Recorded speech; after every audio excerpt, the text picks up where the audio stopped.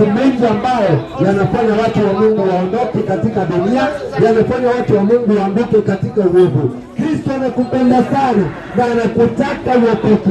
Ndio maana si vizuri ndugu yangu ukiitwa katika wokovu ukataa.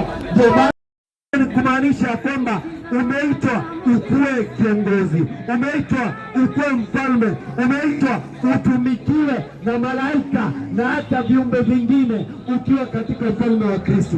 Anasema hakika niko na uhakika. Mtume Daudi anasema hakika niko na uhakika katika moyo wangu ya kwamba nitauona wema wa Kristo katika ufalme wa wale watakatifu, bora nikivumilia. Hivyo ndugu yangu, pia na wewe vumilia katika Kristo.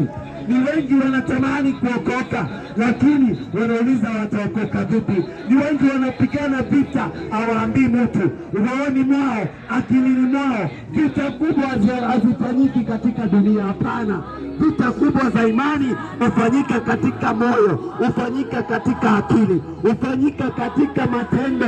Kwa hivyo kabla ya matendo kukua, lazima upigane vita akilini mwako.